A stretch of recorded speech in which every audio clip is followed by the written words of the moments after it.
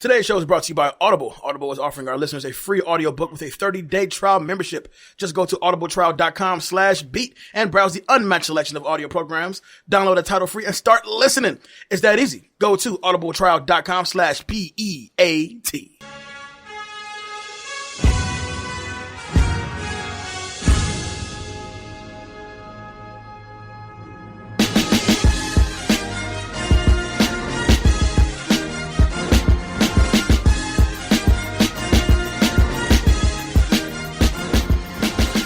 Yo, what is the deal? Welcome to Back to Classics, the cinematic movie podcast that takes you back to the iconic films of 20 years ago on the big three: iHeartRadio, Apple Podcasts, and Spotify. I am your guy, Jay Alonzo. With me, of course, is Danger Neff. What is the deal? I need a pot of coffee. I need coffee. As we're recording today is the 8th, so by the time you guys actually hear the show, it'll be Thursday. But before we get into today's business, we got to send a special shout out to our commander-in-chief, not Donald J. Fuck him. But to the guy who launched Beat Network. He is the guy who built this whole thing from the ground up. He's the one that put us on the map. Gave us Slubs a job. A very special person, very special to me because this is my actual blood brother. But on behalf of Back to Classics, we want to go ahead and send our leader, Big Los, who turns 30 years old today. Big 3-0. Big 3-0. Happy birthday, man. I bet his knees and back are already hurting. Oh, yeah, he's aching. You know, he's aching. He's looking on the side and he's saying, man, I got to start eating kale. Oh, man. And looking at teenagers on the side of the road be like, why aren't your kids at school? Pull your damn pants up. It's 6 p.m. Why aren't you at your extracurricular activities? You don't play football around this time? Football.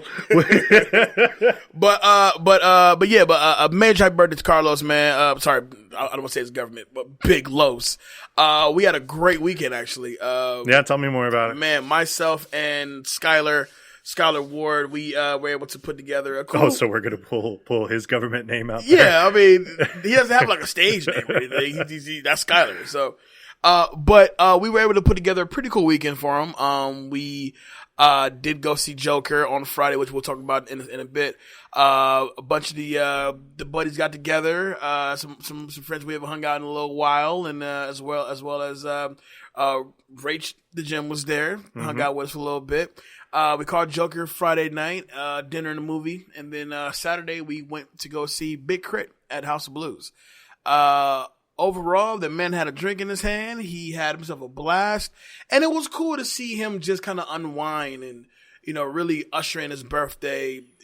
Just, dude, you earned it. You are probably one of the hardest working motherfuckers I know. I agree. So the fact that, to kind of just say, relax, this weekend is yours. All you got to do is get fucking dressed and let's go. You know what I'm saying? So for that, I was very proud. My pockets were hurting, but it's for a good cause. My boy Lo. So man, we had a great time. We wanted you to go, Dave. Yeah, I know, and part of the reason why I'm needing this pot of coffee is I've probably put in somewhere in the ballpark range of, in the last 5 days, at least 60 or 70 hours now. Another one of the hardest working motherfuckers I know. But this is, it's not worth it anymore. If you can see him right now, he has his hand on his cheek. Oh man, he's just sitting. I mean, give me that pot of coffee. Where's my pumpkin spice latte? Oh my God! Just go off. I'll go off subject for a second. I had coffee this morning, and it was pumpkin spice creamer, and damn, it's delicious. It's so good. I feel so. For those of you who aren't aware of gyms out here in the Las Vegas Valley, we have the most popular gym out here is known as Las Vegas Athletic Club, and I mean it's those gyms that it has everything in there. It has a racetrack, or it has a running track. It's not really a racetrack, but running track that you run around in. It takes like miles, and they have like this awesome juice bar right smack dab in the middle of the lobby. Mm-hmm. I'm not kidding when I say that I literally go there sometimes just to get myself a pumpkin spice latte protein shake. That's how fat I am. Listen. There's nothing wrong with that. Hey, I literally scan my card. I got to tell you a story now that I think about it. So last year I went on this health kick, and it's funny because like people are going to look at me and be like, "Hey, you on a health kick?" Yeah, I know stuff about health. I just don't care right now. Right. So I literally went to, there's another gym. They took over Gold's gyms out here. They're known as EOS Fitness. I have a membership to both of them. And I went there. It had been a long time since I had gone to this particular gym. And I scanned my badge, and I was worried that maybe I had some overdues or whatnot. And he's like, no, you're cool. He's all like, and the guy scans it, and he's like, wow, it's been, he's like, wow, it's been 512 days since you last been here. I hate that shit. I'm like, thanks, man. Fuck you too. I didn't ask you the last time I was here. Don't judge me by the fact that I haven't been here. Mr. Neff. Can't you throw some good movies in your fucking cinema theater you have there? Then maybe I'll take a walk and watch this shit. Hey, we haven't seen you in about 585 days. What's been up? Calorie heavy, are we? Getting fat, diabetes. Can't you see I'm missing a foot? I'm trying to regrow that. Well, who's counting? You know what I'm saying? Fuck it.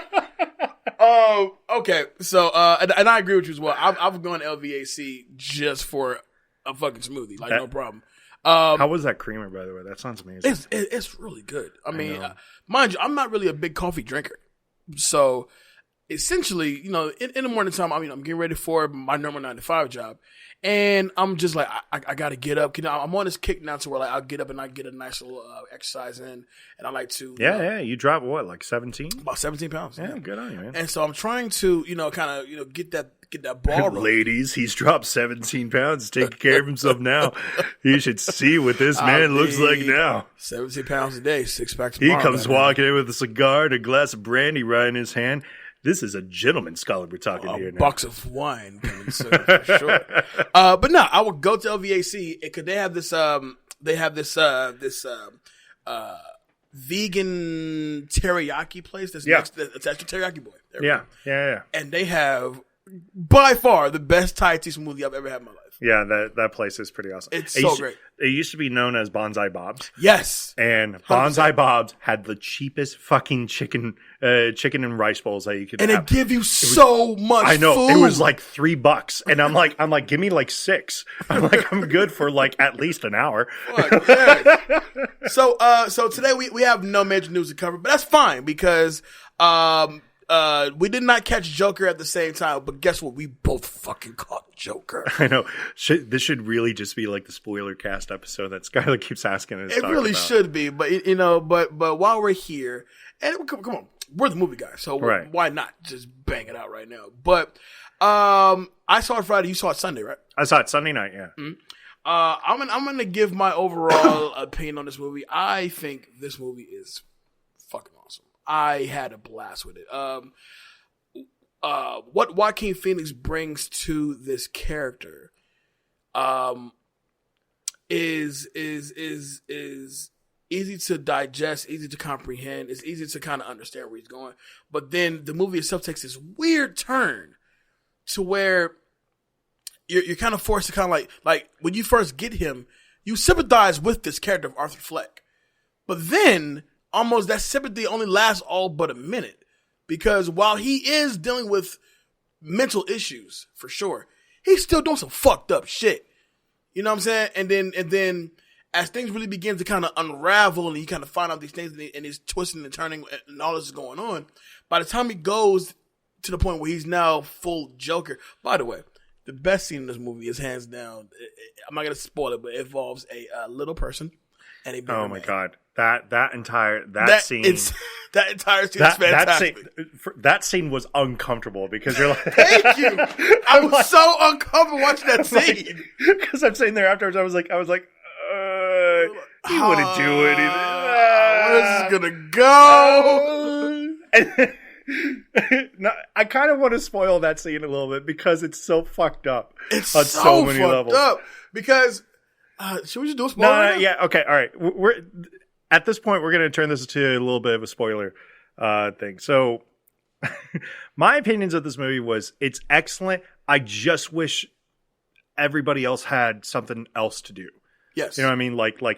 It's so focused on Arthur Fleck, who is played brilliantly by Joaquin Phoenix, and it's definitely a slow burn when this movie starts out, and you'll catch little subtle hints that they kind of do, and somebody actually threw out like a beautiful idea for a sequel. They're like, what if the sequel literally turns out that it goes back, and the scene opens up with him back in the therapist office or the social worker's office where the movie first started at, and all of that was in his head. And I'm like, don't do that to me. That's not okay. That was definitely a theory that I kept like playing with because spoilers. At this point, full spoilers from this point. Full spoilers at this point. I had an issue with not an issue, but by the time we get to that last scene in which she goes, I just thought of a joke. And she goes, no, you wouldn't get it. Right. Now, that makes me think like either everything you just said prior to this point or everything we've seen prior to this point was all bullshit. But don't forget, we're watching the movie from the perspective of the Joker. Right. So it's almost like you can't really trust what's true and what's not true because at one point I'm really believing Batman and Joker are actually stepbrothers. Right. But half brothers. I'm sorry, half brothers. Right. This movie kind of takes its crazy turns. There are some things that I kind of called out almost immediately, like the whole pseudo relationship they had with Zazie Beetz, which I loved. I loved the first twist of all, in it. You know how I feel about Zazie. Zazie's bae. Oh my gosh, she's fantastic. If that woman walked through this door right now, I'm shutting cameras off. Things about to go down. We're done for the day. We're done for the day. Give me that pot of coffee because it's going to be an all-nighter. It's an all-nighter. This might be a barn burner, trust me. It's going to be a barn burner, guys. Anyways, so I called out almost immediately with the relationship. I was like, it's too clean. I was like, this woman literally has a child, and the way that Phillips shoots this when they're in the elevator scene, and it's like that she does a little gun motion to the head and blows her brains out supposedly. I was like, he's gonna hang on to that, and that's gonna be his thing. That's his trigger. Right. And that's the thing that's gonna make him seem that can reconnect him to all of this. Right. So later on, when he's like stalking her, I'm like, this isn't correct. Like maybe he was there in the beginning, like when she was dropping her daughter off at school. But I think that was the extent of it. I think he probably turned around and walked away, and she never even noticed. Because then when he opens the door and she was like, "Were you following me?" And then he just kind of upright says it. I'm like, dude, how are you attracted to that?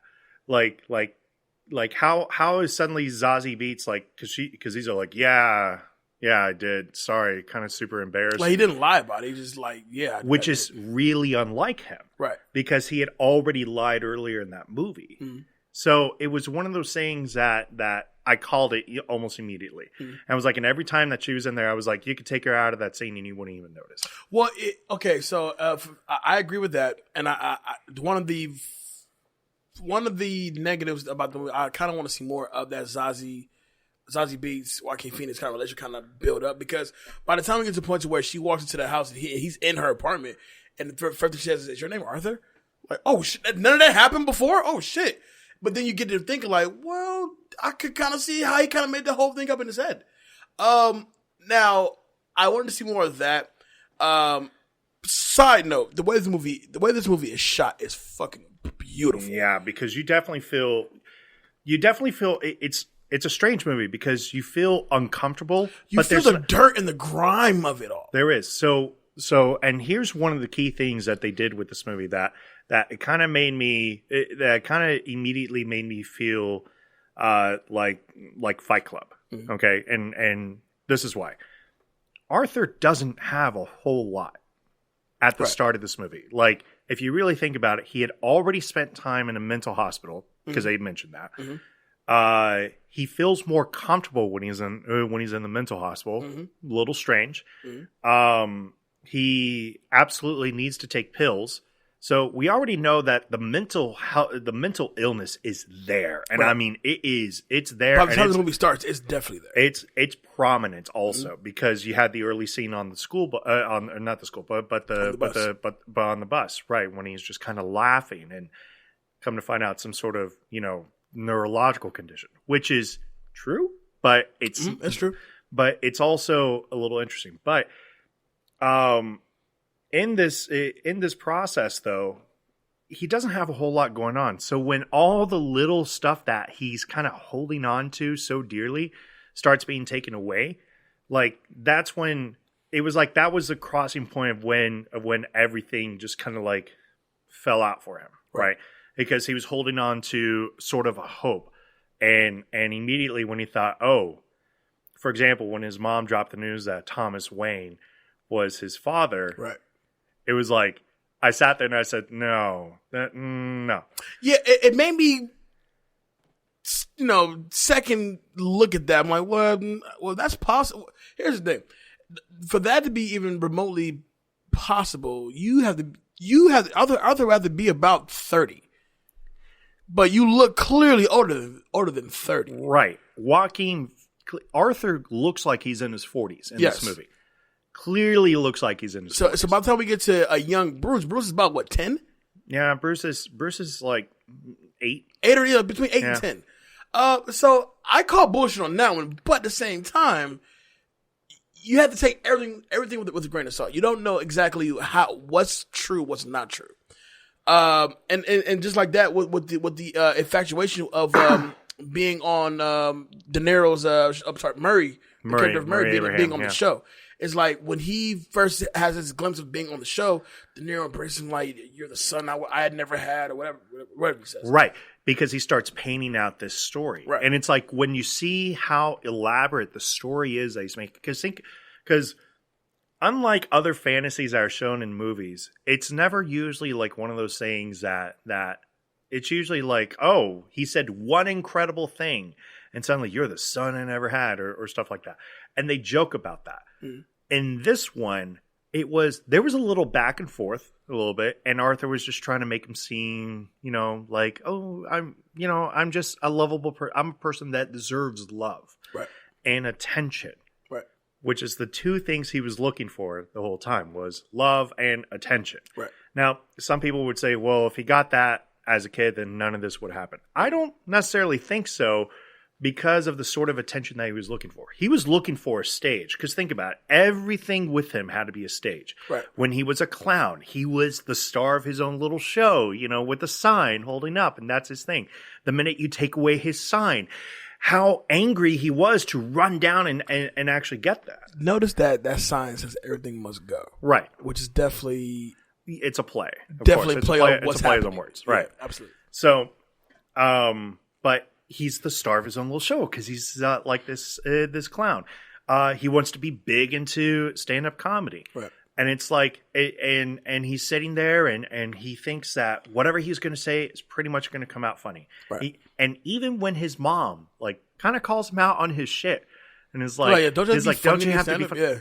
There's nothing that happens after that. There really isn't. But everything that he's watching, everything that he's looking at is a performance. He's listening to the news in the background, but he's actually never watching a news broadcast. Instead, he's looking at Murray Abraham and his wonderful little show, right, and the three black comedians that came on when he shoots the gun the first time. Yeah, mm-hmm. Stuff like that. So he wants to know why can't you give me what I'm looking for? Right, pretty much. I don't know. Go ahead. Now, for me. Before we get to like the ending, pretty much, but I'm talking about we mentioned this scene, and this scene is so uncomfortable. It's uncomfortable from the very start of it. I mean, from the very beginning of this scene, you are just on edge. Like, I am just so uncomfortable at this point, and and we have to say once again, he just killed his mother. Full spoiler, yeah. He just killed his mother. Mm-hmm. You literally find out that not only is Thomas Wayne not the father, you were kidnapped. He was pretty much kidnapped and tortured. tortured, held to a radiator against his will. Which, by the way, the young actress who played his mom, she was fucking terrific. She was great. Like I'm like, great. oh my god, She you had played 6 it lines, so well. and it's so straight. Holy And just crap. to add to Joaquin, Arthur Fleck's character, kind of watching her kind of give this weird testimony. Yeah, And he looks crazy in the back. But by the time we get to this scene when he's working out the actual makeup, it's pure white makeup on, and he's like painting his tongue and da-da-da. When the big man and the little guy shows up. right. One of the dudes is from the TV show Barry. Yes. Mm-hmm. And I don't know who the little guy is. But to give some context, the little guy is actually the one who was fairly decent to Arthur. Yeah, he was decent. Yeah, and the big man kind of framed him for a gun. Which, by the way, the scene where he drops the gun at the children's performance. Oh my god, is hilarious. Love that scene. Oh, I was like, oh, this is so bad for This you. is hilarious, but it's so funny. It was a great scene. He just like picks it up, he's like. He's like, shh. Be quiet. But like, no. The big guy and the little guy show up to this man's house, and off rip, once they walk into his living room, and he's basically covering the only way out. Right. And he's being odd. He's being really odd. Not to mention, by the time the door, the knock on the door comes, he grabs that pair of scissors and puts them in his back pocket. Right. He knows he's about to do something crazy. Yeah. Right. And we all know also. Yeah. I kind of hated that part though. When they get the shot of the scissors into his back pocket, I'm like, well, now we know. Now we know that something's going to happen. Yeah, I would have really liked the surprise to kind of come out of nowhere. I was so surprised because even though we know he's going to do something to somebody, we don't know who's at that door until he opens the door. Right. And once we see it's big man, like, oh, you're out of here, bro. You're definitely out of here. You know what I'm saying? So big man's like, yeah, the cops come, they're talking about you and his gun and da-da-da. I just want to make sure that, we're cool and, where's the gun at? And when I tell you, he just flips and just stabs dude in the eye and then rams his stabbed eye with the scissors into the wall hard as shit. And repeatedly. Repeatedly. The little guy's in the corner scared shitless. I would be too. I would be too. No. Now, here's the worst part. Here's the worst part about this is why this scene is so magical. This is an amazing scene. Because right after they walk in, before he attacks, he closes his door and he locks it. And he immediately locks it. Okay. Doesn't seem like that big of a deal. But of course, this is one of those deadbolt locks that's all the way towards the top of the knob. So you get this like moment where he's just like, nah, you're always decent with me. You can go ahead and walk past. Of course, little man has to walk past him and the dead body. And he now he's there at the door and he reaches up and it's absolutely clear he cannot reach it. And was the first thing you say was like, do you have something I can like, or Arthur, can you help me out here? Now, real quick. The reason why I love this scene because I remember I was sitting and I was talking to Nitty. Shout out to Nitty. Yeah, Nitty came through, man. I was talking. Where to you Nitty. been at, man? We've been waiting for you on this show. He's been a married man doing his thing, what? man. Yeah, he got married. Man. He got married. Yeah, good for Nitty. Definitely good to see him, man. But we just can't help but laugh because, mind you, this is a little person, right? I said, if he leaps for that lock, I'm going to laugh. I'm going to laugh hard.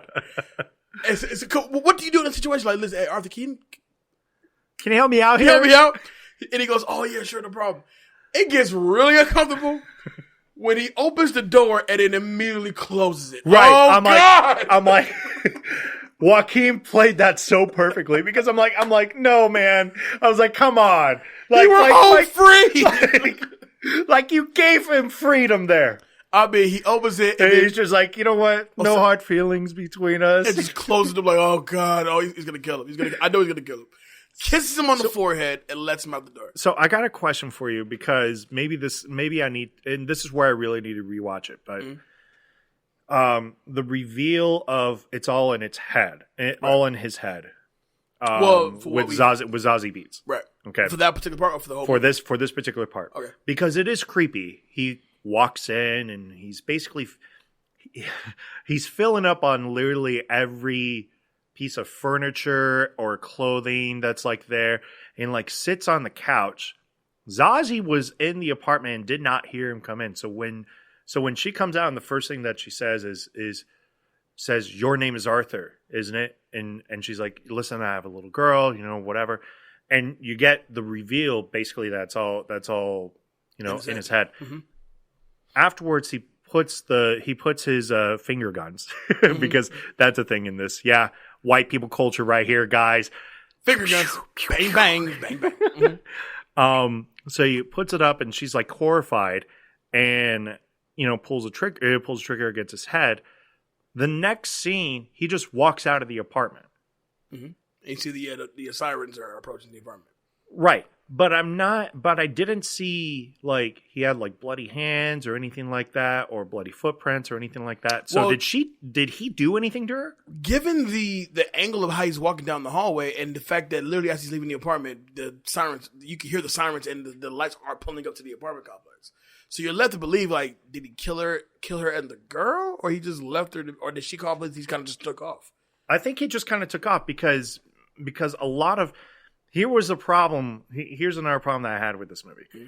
This movie had a sense of vengeance, mm-hmm. Scorched earth kind of. Mm-hmm. And I've never felt like that was ever the MO of Joker. Although I'll give it this, if it turns out to be that this was more Arthur Fleck's story than Joker story, then fine. Mm-hmm. But she never did anything to him.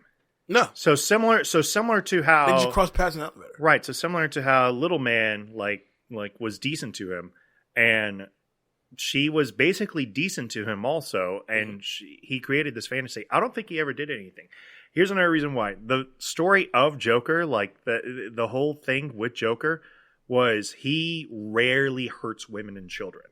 Like that's one of those things that he just doesn't do. Clearly his mom didn't get that memo.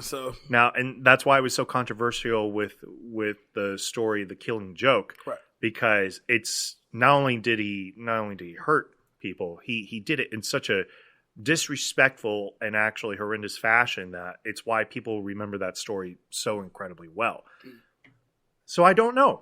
I don't know if he actually would have actually done something, because the people that he actually gets his revenge on are the people he felt actually scorched his earth. His mom, Murray, obviously, the three dudes on the subway.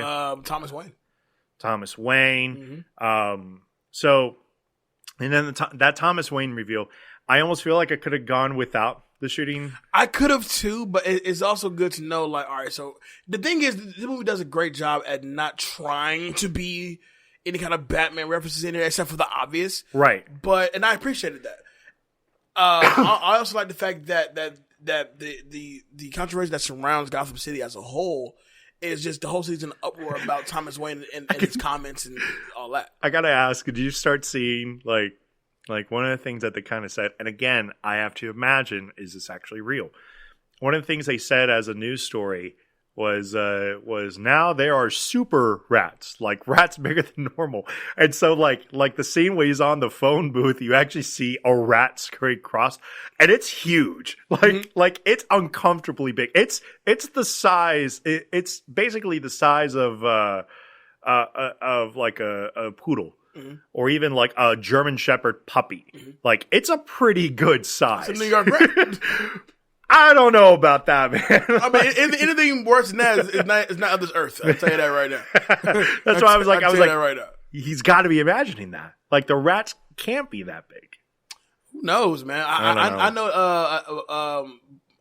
Even though the big man, little man scene is my favorite scene, but and besides that end shot where he does the blood smile, but. The blood smile is such a really, really great scene. He actually could have ended the movie right there. Right. And I've been perfectly fine with that. But going back to when he loses the sign and the kids jump him and beat him with the sign. And then when the supervisor for the job said, "Did you just take the sign?" I was literally looking around the apartment like, maybe he did take the fucking sign home. But the sign was broken. It was broken though. So maybe he imagined all that shit. I kept looking around the apartment like, is the sign here? I guess I don't understand how that sign was also done. Like, because it's wooden. It's wooden. It's a wooden sign. He was beaten with the sign. Yeah. I don't know. But that bloody smile shot at the end I thought was fantastic. Final thoughts on it from you. What would you score it? With like I said, amazing cinematography. The way this movie is shot is beautiful. Todd Phillips' direction is also fantastic. And major shout out to him because he's someone who's primarily known for comedy. But yeah, he's saying he's not doing comedy. And hey, more power to you, dude. Before Joker's mainly because of cancel culture. Thanks, guys. Thanks, yeah, fuckers. But before Joker, it was what he did. War Dogs. Yeah, he did War Dogs. And I really enjoyed War Dogs, actually. But War Dogs was also supposed to kind of continue that comedy a little bit. It was definitely a comedy drama route. Similar to the movie we're about to talk about this. Yeah. But I mean, if Joaquin Phoenix is not at least I don't know if he'll win the Oscar, but he's definitely getting nominated. Most definitely. I think he definitely gets the nomination for sure. Would you score it? I'm gonna score it. I'm gonna give it. I'm gonna say 8.5. 8.5 out of 10. 8.5 out of 10. Yeah, I think that's fair. Joaquin Phoenix is pretty excellent. There is obviously the Joker controversy, which the controversy. And De Niro's great too.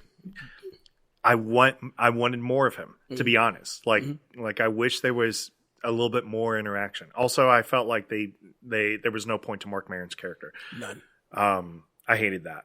I hate when they do that with an actor. It's like you get an actor that's likable, so have him do something likable. Murray. Exactly. Anyway, so I really enjoyed it. The Joker controversy is something that some people will say because you have to think of like the culture of like FOMO now, right? Where it's like, oh, okay, well now that I know that's okay to celebrate a crazy person, here's what I'm gonna do. I don't really think it's gonna take off like that. I did have a little bit of problems with the pacing a little bit, and there were some times where I was like, okay, let's go ahead and move the story a little bit forward. I'd probably give it an 8 out of 10. Okay. I don't think it's a masterpiece, but man, is it Joaquin, in my eyes, Joaquin's the front runner. It is most definitely an experience. It is, definitely. Most definitely. All right, so today's movie, we're going to take it back to 1999 with the war drama Three Kings. Original release date, October 1st, 1999. Shares opening weekend with The Adventures of Elmo in Grouchland, that Oscar-winning film. Drive Me Crazy and Mystery Alaska. I kind of wish we did Mystery Alaska now. Give us a little bit more to talk about. But Mystery Alaska was kind of solid. It was solid. Russell Crowe, one of Russell Crowe was great. I don't know. Now, production budget of $48 million for the box office total of $107.7 million. Currently at a 94% on Rotten Tomatoes. From critics? Yeah. Which I find that quite interesting because this is quite high. Quite high as well. And in fact, this movie was scored so high. It came out in 99, back in 04 during that election. It was the Iraq War of 04. They wanted to re-release the movie in theaters. Right. Because it was so relevant to that time. It was written by John Ridley. John Ridley's written movies like 12 Years a Slave, and things like that, and directed by David O. Russell. And trust me, the David O. Russell direction shows. Oh, absolutely. David O. Russell is known for a couple of things. Spanking the Monkey. Mm-hmm. Flirting with Disaster. Great and Flirting with Disaster is pretty good. The 2004 movie I Heart Huckabees. But he, like, more recently, he's actually David O. Russell isn't he on the board of what's called the Ghetto Film School? Yes. It's this organization, and it was founded after this movie, basically. Mm. It's used to basically educate like American storytellers, like in it. And it's kind of a weird school in the sense because he's kind of a weird guy in itself, and you'll definitely see it more with some of his movies. But that doesn't mean that he doesn't have like a catalog of movies, because he was the director of American Hustle. Love American Hustle. He was the director of one of my favorite movies, Silver Linings Playbook. Love Silver Linings Playbook. And he also directed The Fighter. I love The Fighter. So you know he can sit there and tell a really damn good story. Right. It's one of those things that like he's kind of a weird guy, and his earlier movies are so out there. And like, yeah, they're definitely different and thought-provoking at the same time. It is, especially with this movie. Mm-hmm. This movie is probably best known for what relaunched George Clooney's career, in my eyes. Because in 1997, Batman and Robin dropped. And still at that time, Clooney was known for playing the Doctor in ER.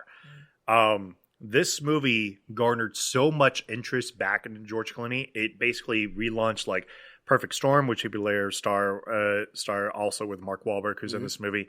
He would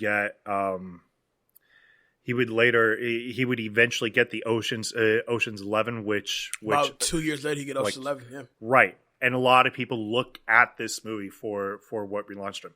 I can't really say that I think Clooney is the best character in this story, but he's definitely likable. He definitely has the look to be likable in this movie. I agree. I agree with that. And I also think this movie definitely showcases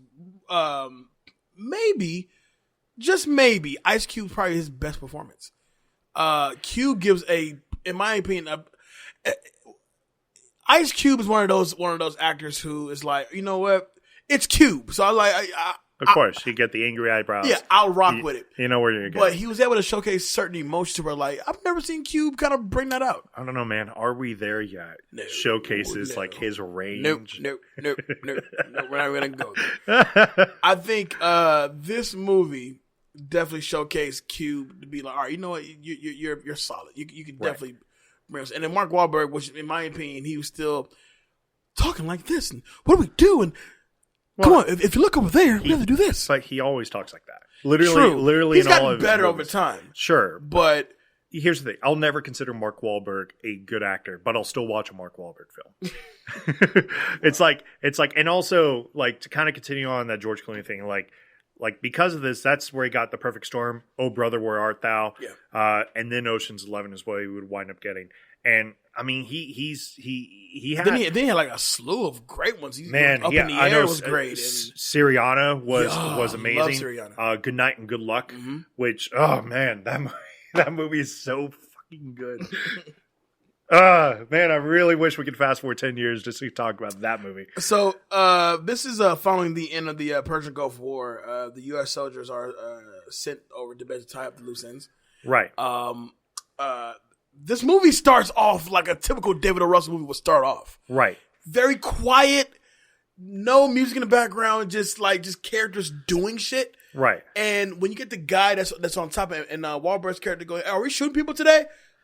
Are we shooting people today? I'm asking you. Right. I don't know.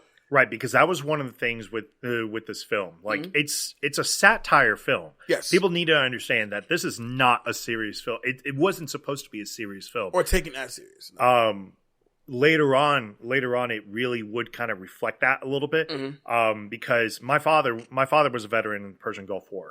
So Shout I'm out pretty to Papa sure. Neff. Yep. I'm sure if I showed this to him, he would be like, yeah, that's kind of what we were doing out there, you know. And yeah, pretty accurate. He's like, March 1991. Yeah, it sounds about right. You know, you were only 4, so I didn't really give a shit still, you know, whatever.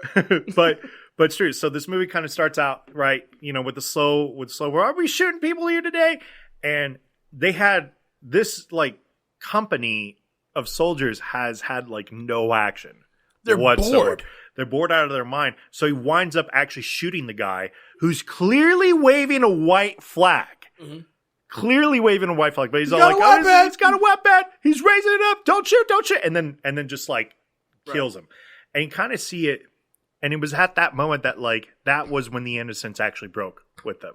Yes. Because they come up to the body's twitching, clearly. Right. And yeah, like not only is the body twitching, but like, you know, you just kind of, you kind of just see their innocence like lost almost immediately afterwards.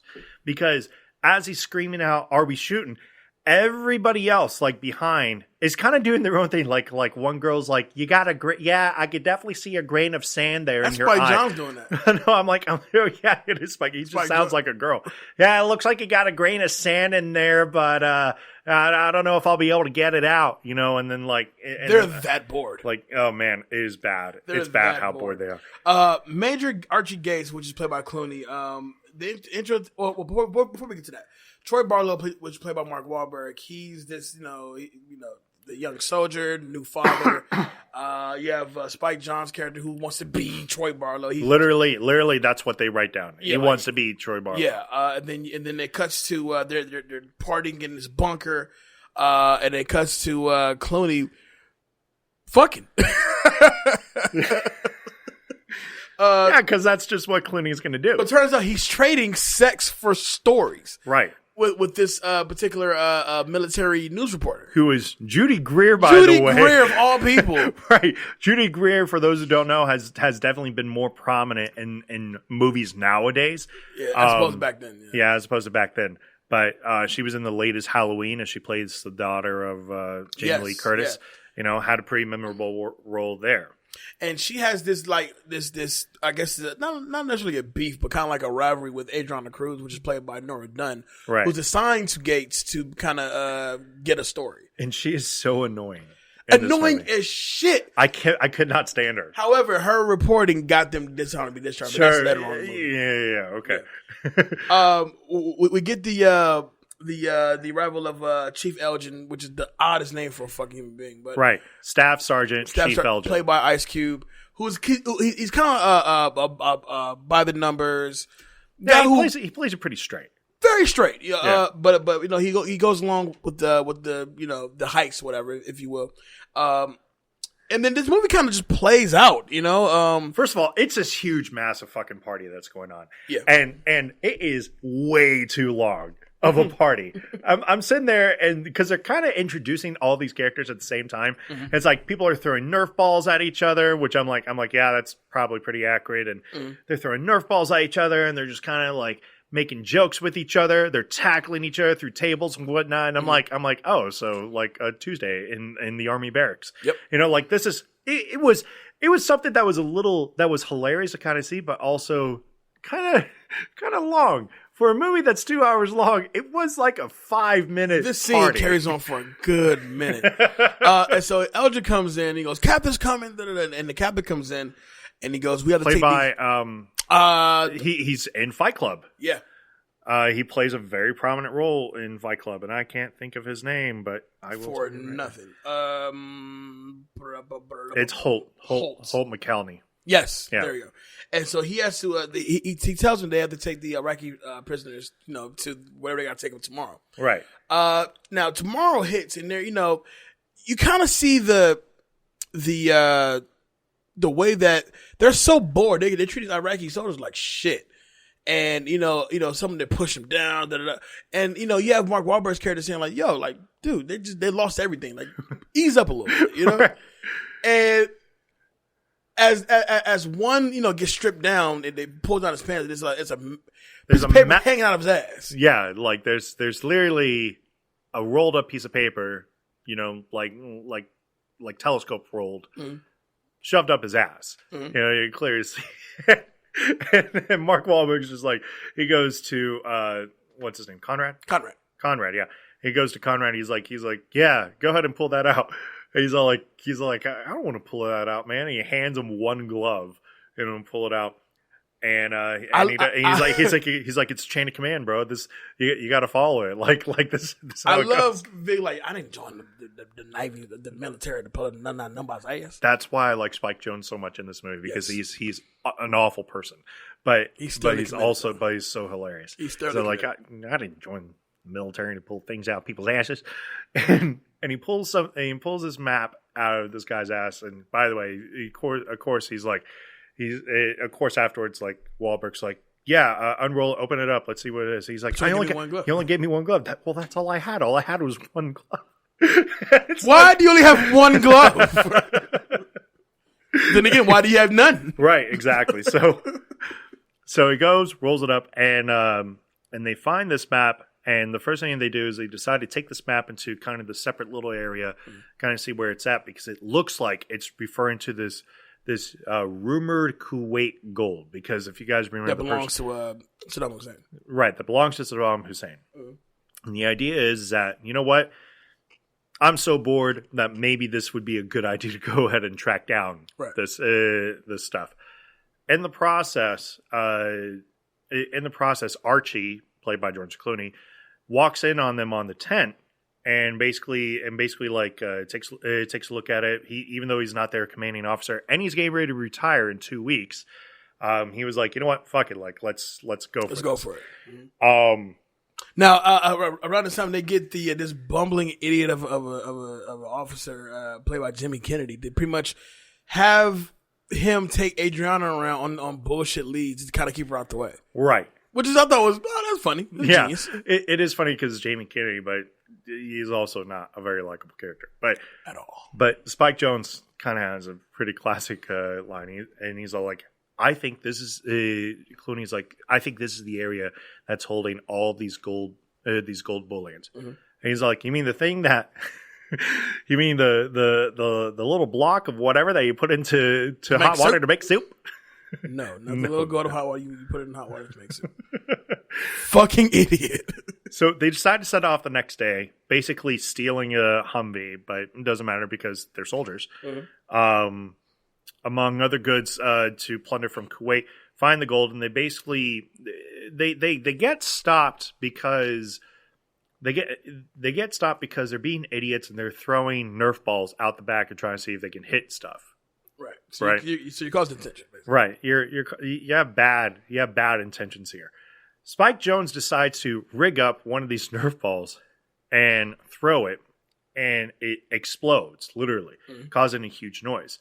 Clooney stops the vehicle. And even though this is all filler, this has nothing to do with the story. Right. This is actually really, really important to kind of see the message that Russell is trying to hit on a little bit. And they talk about this later on.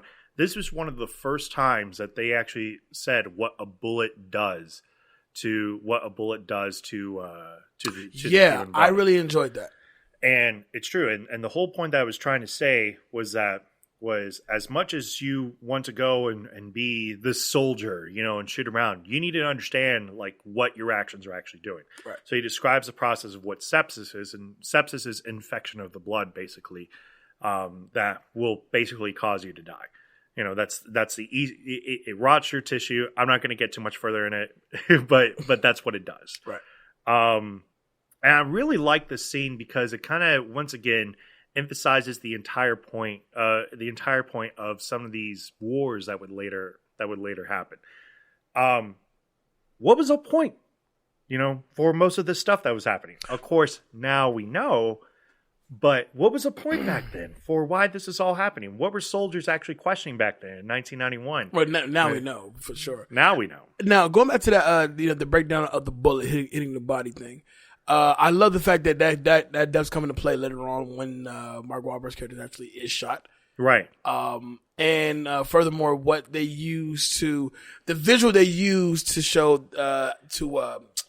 oh my God. Talk about the collapsed lung. The collapsed lung, yeah, there we go. What they use to pretty much get him back breathing again, which I thought was an amazing visual as well. And it literally makes you like, well, if I get shot, I can actually do this. Right. By the way, going back to that party, there was a strange mix of music going on. Did you hear? Forget that. Jamie Kennedy's character is trying to DJ between two boomboxes. Right. One of the songs he's playing is Lee Greenwood's "God Bless the USA." The other one is Public Enemies Can't Do Nothing for You, Man. And I can't do nothing for you, man. Yeah, I'm like, who's mixing this shit? This is crazy. I'm like, that's pretty awful. So they find the gold. They stumble on the interrogation of Amir Abdullah. He's being interrogated by Iraqi soldiers, correct? Did you say Amir Abdullah? Is that right? Amir Abdullah? No, I think you got it right, but that's hilarious because isn't that like a former running back for the Detroit Lions? Amir Abdullah. Yeah, he's a former running back for the Detroit Lions. Holy shit. I remember those. So they're leaving. Amir's wife is pleading with them, don't abandon them, the anti-Saddam descendants. But then as she's pleading with them, she's shot dead. Right. And by the Iraqi Republican Guard. To be fair, like, and there was a little bit of skipping here, but yeah, that's pretty much how it plays out. Mm-hmm. Like gets shot and killed. Cliff Curtis, who plays the husband and the leader of this resistance rebels. Yeah, Amir Abdullah. Yeah. Pretty much like backs off, and the whole point of it was to steal this gold. And at the points at that point, I think they were well over $100 million in gold that they had, because it was. Let me math real quick. Hold on. They had 120 bags of gold, of like duffel bags of gold, because they actually talked about that. They said, well, we lost 71 bags and we have 49 left. Right. So 120 bags of gold. That's well over $100 million. Jesus. That's insane. Worth the risk. Right. And this movie's a little interesting because you're kind of seeing you're seeing the different perspectives of everything. Like Clooney at first was like, nah, like I'm all for like doing the right thing and making sure, we're going to get this gold and whatnot. And we're going to split it between each other. Yeah. But the minute that the wife gets shot, he like switches his character totally completely. And now suddenly he's the American hero. Right. Wahlberg was all for that, no, I'm gone. Like I'm out of here. No problem. And it's funny how things kind of just shifted. And Cube saves himself. Right. But it's like Clooney goes from being like the thief to the hero. Wahlberg goes from the hero to the thief. And Conrad is too stupid to figure out anything. To figure out what side he's on. He's just following Troy's orders. Right. And he's manning an M60 machine gun. Mm-hmm. So that's who you want to keep him around you. Yep.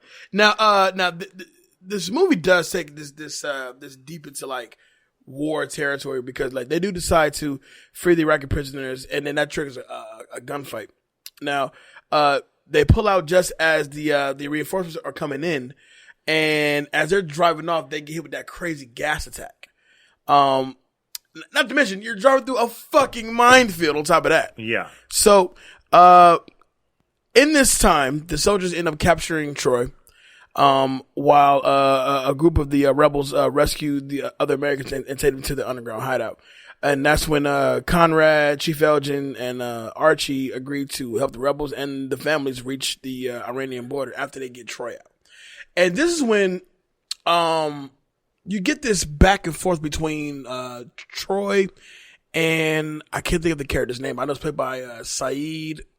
I can't think. Are you talking about that scene, the torture scene? That torture scene. So before we get into that, because that scene is pretty close to my iconic scene. It's intense because it's the best scene in the movie, yes. No doubt about it. Mm-hmm. My man. You feel it, my man? You feel it, my man? My man. the fact that he's like, what do you think about that, bro? I was like, oh, bro, what? Huh, my man? Like, don't be friends with me, motherfucker. You like 26 years ago. You're still talking like us. This movie threatens to become a story about benevolent first worlders, saving the downtrodden. And it kind of almost wants to play itself out like one of those movies, but it's too satirical for that. Right. Like, these guys had no intention of saving lives. They were there to get rich. They were there to steal. Exactly. Mm-hmm. What's more interesting, though, is that as they're rescued from this mine scene, they kind of have this moment afterwards with pretty much everybody where everybody agrees we're all going to get paid, right? And it's this unifying thing where it's like the Americans, the dissidents, the members of the Republic Guard, everybody there, they're not there and they want to be in their situations. Right. Like, how many people like Saddam Hussein? Not too many. Not too many. And he was the leader, right? How many of the Americans actually like the fact that they were out there in Iraq fighting for freedom, or whatever? It was this moment that you kind of see that even though it's not explicitly said, yeah, like nobody wants to be out there. And it's like it's this kind of unifying thing that works really well for it. At the minimum, everybody is risking their necks in a war zone. Major Iraqi characters in this movie lose businesses, like they talk about with Cliff Curtis. He's like, I literally just wanted to open up cafes. He goes, but you guys all bombed them in the process, and it's all like, yeah, I kind of feel that, bro. I kind of saw what you on that one. Like that sucks. Mm-hmm. That sucks incredibly because you're just there to just kind of make your own living. And doing pretty well if you're able to open up multiple, but all of them get bombed. Like, it's crazy. this scene though with the torture scene, it's amazing. Prior to that, Troy is able to call his wife and tell her where he is. Right, and she basically like puts it down the chain, and Americans start moving. Right. But the scene you get, and the reason for the torture scene. First of all, the reporter, once again, Adriana Cruz, like, how does she not see him like getting tortured or getting his ass whooped and getting dragged around? How is she not calling back to the radio to the radio people, because she's there on assignment? Mm-hmm. How is nobody calling back to basically say, get the Americans here, one of your soldiers is captured? Right. You know, and that's one of my biggest problems with her. It's like, you're not there to support the troops, right? But you're there to get your story. That's what I'm saying. Like, they were like basically everybody Adriana in this movie, 4-time runner-up at the Emmys. Basically everybody in this movie is out to get theirs, right? You know? And it's as selfish as it may sound. That's the world we lived in at the time. Pretty much the world we live in now. It's still the world that we live in, right? So everybody's out to get their own. So Saeed Tagmaoui, which I think is how he pronounced his name. My man. He begins torturing Troy, and the way that he tortures him is that they take a wire and they basically Abraham Lincoln his face. Yes. What I mean by that is that they put the wire over his ear and then down basically like right underneath his chin, and they're going to electric shock him. You know, and they're trying to get information about what was their purpose there. Troy's telling the truth like the entire time. Right. They just did not care. And so even though Troy's telling the truth, there's this really chilling moment where he literally explains to Troy that the electric while he's shocking him, that the American bombs cost him the life of his 1-year-old daughter, yep, as well as his wife, because right, a building collapsed on top of her, right, in the process. And I really agree with this, and it's something that I've never felt comfortable with American policy on. So he says to him while they cost him his baby girl, Troy's like, well, you know, we're both fathers. And, you know, Troy's trying to get the sympathy card out of him. And he's like, I'm not a father no more, dude. Remember? And so, like, at that moment, it just, like, it hit you. Because it's like, who knew what his role was before any of this took place? You know, what if he had just a normal fucking job, and then you took his family from him? Exactly. So he has no love for you. Why? So you kind of have to side with it. Now, obviously, and I'm not trying to get political here. Ever since 9/11, because that's the key here. Ever since 9/11, the image has certainly changed. Right. Ever since then, you know, everybody is willing to basically blame them, right, for all the tragedies that are happening in the world, and that's really unfortunate, because a movie like this can really needs to be re-released often for people to recognize that, like, hey man, like we're all just in this world trying to figure shit out. Not to mention, we're just as guilty. You know, yeah, absolutely. You know, like you know, they want to lead you to believe that, you know, we're going over there to fight for a common purpose. Like, no. While we go over there to fight an enemy, there are also innocent lives lost in the trenches. Right. Same thing with here in the States. So I got to give Russell credit here, because for this kind of weird ass war movie that it is, because it is weird. Mm-hmm. There's nothing that can't happen in this movie that you're just like, yeah, it kind of makes sense. I mean, the cow explodes, right? Putting, you know, cow guts basically on everybody, mm-hmm, you know, to skeet shooting Nerf Humvees. Did you catch the Rodney King on the Kuwait TV sets? Rodney King gained his ass kicked on Kuwait TV sets. Yes. It was going on. That's this kind of movie. It's kind of it's letting you know exactly weird. What's going on, like the time that we're currently in. The Americans with the rebels go to a band of Iraqi army deserters who are they persuade them to sell their the luxury cars that they stole from Kuwait. Now the cars are outfitted as the entourage of Saddam Hussein. Right, which is clever. Very clever. In a ruse to scare away the bunker's defenders. And then they storm the bunker to free Troy, who pretty much spares Saeed because at this point, I side with you, dude. Like, I get it. You know, even though you torturing me, like I still totally get it. Yeah, you know what I'm saying. And they find more of the descendants of the Shiite. Yeah, it's the Shiites. Shiite? It's the Sunnis and the Shiites. That's the two. And they're held in a dungeon at the time. Now, a few of the soldiers who ran away did return. Of course, both Conrad and Troy both get shot. At that time, Conrad dies. And I think, even though Conrad is a fucking idiot for the most part of the movie, his moment as he is dying, basically in Troy's arms, is definitely a sentimental moment because this is a guy who idolized this other guy, but yet you really know too much about him except the fact he just loved Troy Barlow so much. Right. And, you know, by the time, and Troy is genuinely affected and hurt by this death of this dude.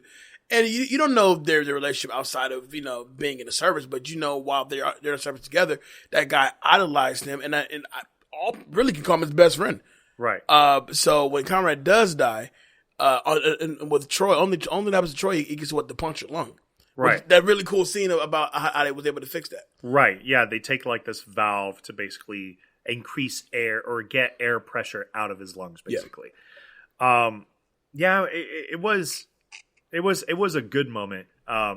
It's just it was also kind of hard to like and not like Spike Jonze's character at the same time.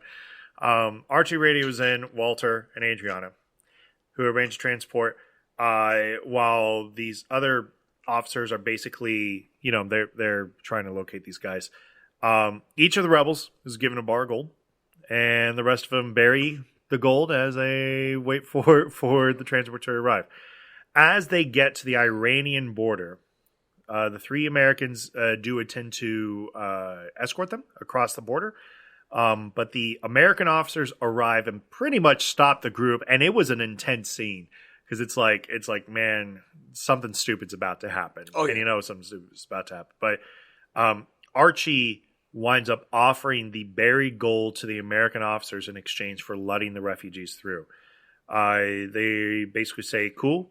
And they still states that because of it and disobeying orders, they will be court-martialed for this because they did pretty much take a leave of absence or absent without leave. And then went against orders. Right.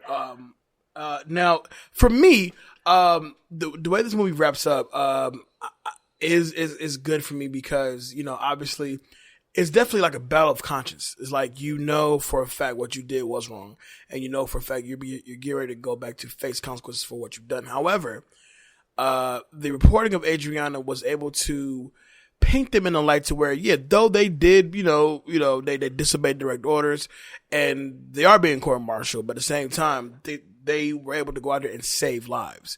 And furthermore, liberate people. Right. You know, so that's why when we get the epilogue, you know, the epilogue shows that Archie, Troy, and Chief Elgin, they're all cleared of the charges, but they're honorably discharged. Right. So you're still kicked out. Right. But, you're not known as the traitor, or you didn't disgrace the flag or whatever the case. They try to throw onto people who are discharged from the military.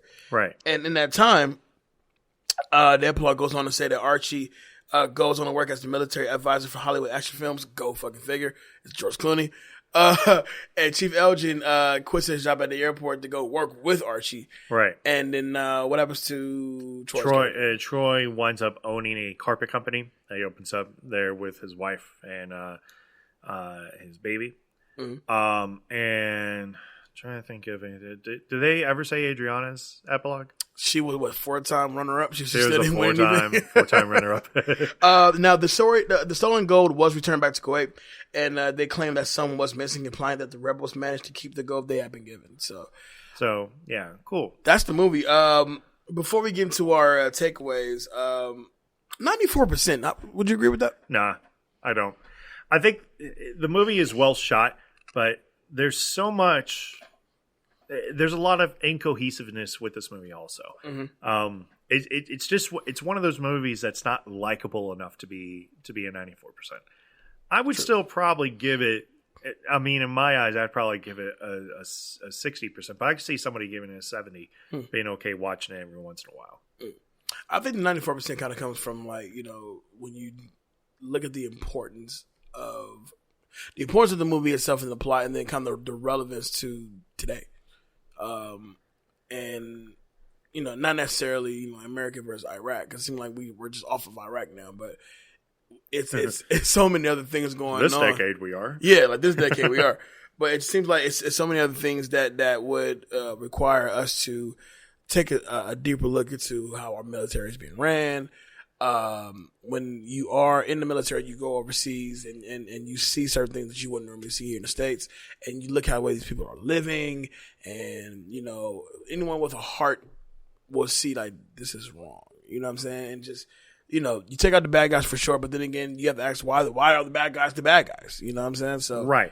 One thing that I did really like from this movie is that how grateful like those three guys were to like the Iraqis afterwards, because they don't always talk about that. It's weird because in later movies like Lone Survivor is a perfect example of this. They don't really talk about like the people who are literally there sometimes just to help people out. Yeah. And it's like that's the image that needs to be like stated more. Yeah, but when you mention these places like in Iraq or in Iran, the first thing you go to is they're the bad guys. Right. And it's unfair. It is unfair. So, takeaways.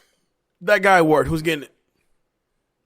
It's kind of tough because I don't really think anybody truly stands out in this as a male or female character. Man. All right, that guy Ward. I guess I'll give it to Clooney. Okay. Because he did turn out to be American hero. There's also a part of me that really wants to give it to Saeed because I felt he was more relatable. And he went through the most shit. Right. Let's be real. Right. Like because he's like there is a point that is likable about him, but I'll give it to Clooney for why not. That's your word. I don't think there is one. I really don't. Not even Adriana. Like 4-time Emmy runner-up finally decided to get a conscience at the end of this movie to do the right thing, right? I'm not feeling it.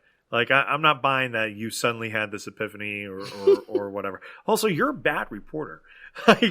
Horrible. Like how many times did you screw up your own live reporting?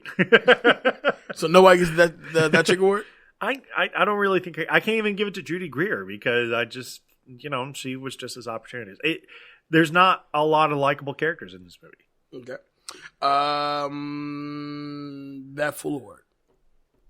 It's tough for me to give it to Conrad because he may be the only likable character in this movie that is at least playing himself. I think Ice Cube plays it a little too straight for my liking. Really? I think it's too straight for him.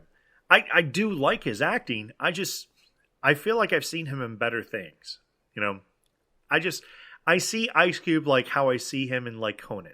Whenever he does like those outtakes with like Conan and whatnot, he's like goofy. The scowl. Like he has a scowl and he's goofy, and he could probably fuck you up, but like he's still he knows he could probably fuck you up. Right. But you could tell that he's genuinely like kind of goofy in his own ways. A funny guy. So I can't but back to that fool.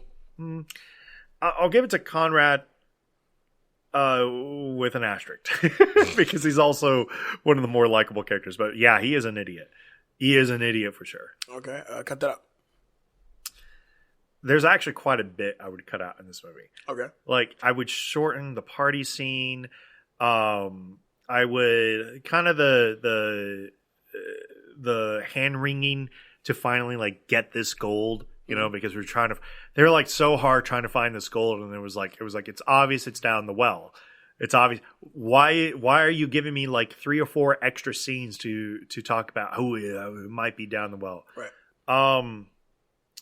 Yeah, like I'd cut out some of that. I didn't really care for the ending either. Okay.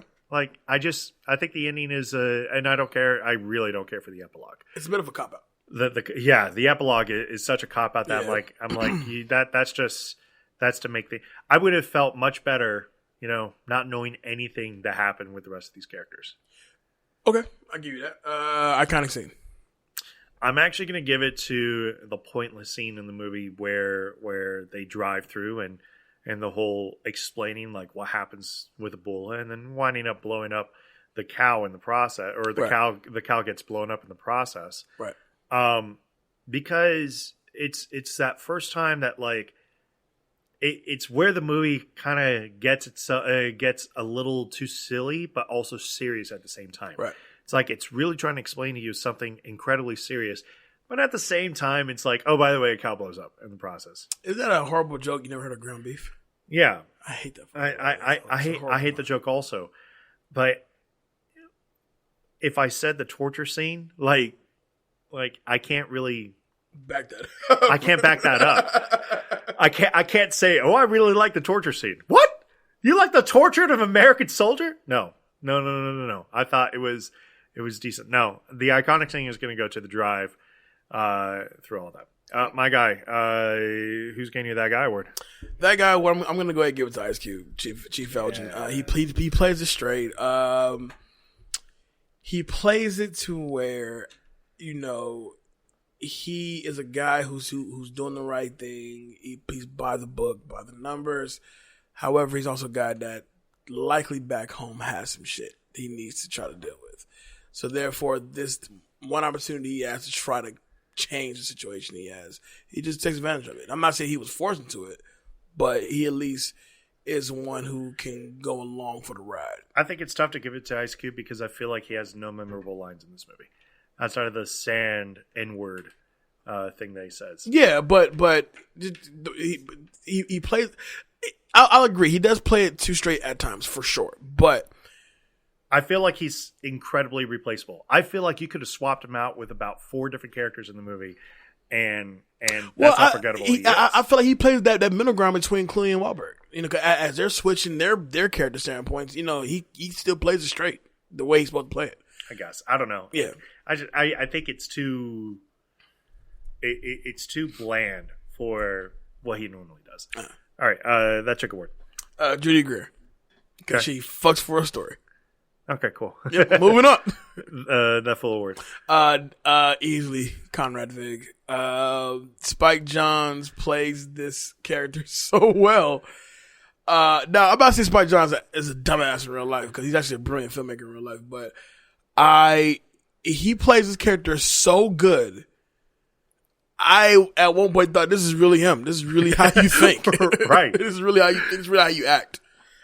So Conrad Vick for sure. All right, cut that out. Cut that out is gonna be the party scene need to definitely be short. I'm like, dude, this is going off. I get it, you're bored, but this is way too much fucking fun, and you're in Iraq. You're in the desert. Here's my problem with that party scene. Mm-hmm. Why is it that I could look at a movie like Starship Troopers that has a party scene and literally only does it for maybe a whole 3 minutes, and I get more out of that party scene and felt like they've earned it more than what these guys actually earned. Because at that point in the party scene, like they've lost soldiers, and it's like we need to relax, have fun, and I love Ironside, so that's just me. All right, and iconic. I'm gonna steal yours. I'm gonna give it the torture scene. The reason why is because you. Hold on. The torture scene was not my iconic. It was close. It was close. Okay, so it's gonna be mine. Okay, it's gonna be mine because. Right, how can you justify the torture scene? I'm not going to. You're okay with the torture of an American soldier? Papa Neff, my bad man. But he said it. I didn't even say it. The scene was executed in a way where you can't help but to both see the sides of both men. Agreed. You do see Saeed's side. Absolutely. You don't know what his background was before he even got to this point. You just know that to get him to this point, something very precious was taken from him. Right. Versus Barlow, who is now in danger of losing his own family because he may lose his life in this situation. Right. So yeah, both men who have similar paths. One has already lost something precious, and one who's about to lose something precious. Right. So I like the contrast between the two of them, and you definitely understand where both are coming from. Right. One of the things that was really effective with that scene was as Saeed is describing things, Russell goes out of his way to reflect that. Yes. Like all of a sudden you're getting the view of the wife and the child walking down the street. Yeah. Walking down the street. And then all of a sudden he's all like, and then the bomb explodes and it hits the back wall. You watch it fall on them. And it's like, dude, like thinking sometimes the best way to reflect imagery is just show it. Yeah. Like show exactly what you're talking about. And people will feel it, man. No doubt about it. All right, let's get into some quick hits here. Number uno. George Clooney, a notorious prankster, played a prank on Nora Dunn by putting an apple on the antenna of a Humvee and catapulting it, hitting her on the forehead. The only cast member Clooney did not play a prank on was Ice Cube, saying Cube's not going to take it. He doesn't have to. He's from South Central. You're damn right, Clooney. He's not with that bullshit. But that's what Clooney does. Yes. Like Clooney does that on literally everything. Everything he does. This movie was banned in Iraq. No shit. Yeah, no shit. In the celebratory scene in the tent back at base camp, several soldiers drink at what appears to be mouthwash. During the Gulf War, soldiers followed General Order Number 1, which prohibits consumption of alcohol and currently affects soldiers in Iraq and Afghanistan. In this case, they asked loved ones to send them vodka with blue food coloring in mouthwash bottles. The same trick was used by the students in Toy Soldiers coming out in 1991. During the editing stages, David O. Russell attended a fundraiser for George W. Bush at a Warner Brothers executive's house. Russell walked up to Bush and said, "Hi, I'm editing a film that will question your father's legacy in Iraq." Bush shot back, "Well, I guess I'm going to have to go back there and finish the job." What?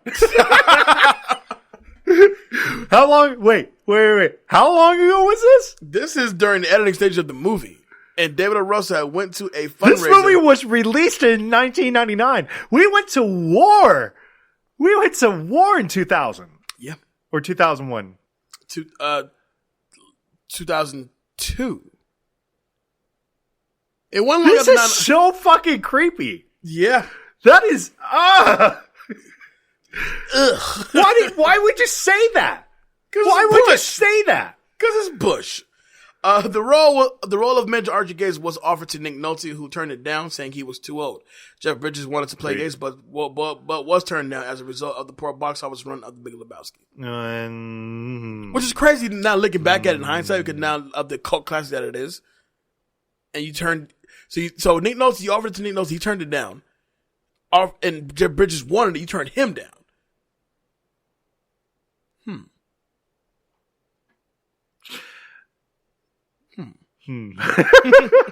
This is like I get the understanding and the reasoning, but I could really see Clooney being played by Jeff Bridges. I really can too. And played probably would have been played really well. Playing well. Matt Damon and Matthew McConaughey turned down the role of Troy Barlow. We'll do two more. In the original posters for the film, David O. Russell gets full writing credit, although the story is based on a draft written by John Ridley. It wasn't until Ridley took legal action that he received a story by credit. Ridley blocked a novelization of the screenplay from being published. According to Ridley, he wrote the script as an experiment to see how fast he could write and sell a script. It took him 7 days to write it, and Warner Brothers bought it 18 days later. Wow. And finally, the role of Archie Gates was originally written for Clint Eastwood, but Russell decided he wanted a younger actor. George Clooney aggressively pursued the role, but Russell wanted Nicolas Cage instead. Oh, no. No. But when Cage was cast in Bringing Out the Dead, Russell settled for Clooney. And I gotta say, that was probably one of the best moves one can make, because I actually love Bringing Out the Dead. That's a great movie. Bringing Out the Dead is a good movie. There are movies that really... All right. Here's a perfect example of Nicolas Cage's career. There's a scene in the TV show Brooklyn Nine-Nine where the main actor, who's played by Andy Samberg, Jake Peralta, goes and he has to hide away from somebody. So he has to hide away from somebody that's attacking somebody else. So he literally has to stay with another character who's gay and is incredibly sophisticated. I mean, like caviar, things like that. And he literally goes and he says, "Oh yeah, I'll bring over all my movies," and brings over like all these Nick Cage movies, But the movies they don't watch is like the one with the mandolin that Nick Cage does, and then they miss out on the Captain Corelli's mandolin. Yeah, who the fuck watched that? But this would have been something this guy would have watched. Captain Corelli's mandolin, and they don't watch Leaving Las Vegas, which of course they're pretty much considered the two best movies that Cage has ever done. Mm-hmm. So I don't know. I just think that's hilarious. Well, that's the show. Three Kings. Go ahead and check it out anyway. It's a movie it's aight. It's fairly divisive, but it's aight at best. Next week we have a guest. We do. We have a guest for a movie I really cannot wait to talk about. So he'll be the first guest. This will be his first time appearance here on Back to the Classics, but he has appeared with me on The Noise. So I'm excited to bring him back. I was excited to kind of bring him into this film. We will be talking November schedule. So for those of you who are interested, we will start doing little polls out there to kind of see what movies you guys would be interested in us reviewing for the year 2000 or 2020 next year. I cannot believe 2000 is coming up on 20 fucking years. It's wild. Millennium is coming, buddy. Oh my God. You remember that CD? Oh my God. I do. Oh my God. It was fantastic. It was fantastic. Will 2K. Oh my God. David Danger Neff, let the people know where they can find you. Facebook, Twitter, Instagram at David Danger Neff. I'm the co-host here at Back to the Classic, as well as hosting Spoiling the Classics, which I haven't really posted a lot of material because, hey, I haven't had a lot of material to really post out there. Always find me on that. I am coming out with new material starting very soon. So we are going to be dropping some big things. Please keep in mind that for all of you who are interested into starting your own podcast or want to kind of do your own thing, videos, green screen, we do have Beat Studios, beatnetworkonline.com/Beat Studios. We can set you up, get you booked, and start writing out shows for you and editing stuff out and figuring stuff out. Special thanks to our sponsors, Audible.com, for all their wonderful contribution to my bills. I think that's... Thank you much. Thank you much. I think that's going to cover it for me. My guy, Jay Alonzo, where can they find you? You can find me on all the social media simply at I am Jay Alonzo. That's Facebook, Instagram, Snapchat, and Twitter. You talk to me and I'll talk back. Of course, Back to Classics, a movie talk group on Facebook is up and popping. Go ahead and jump on there and join the conversation. We'd love to have you. I'm actually more active on there now. Yeah. Feeling pretty good about it. You know what? I almost kind of want to push that everything else over you. At this point. But you know what?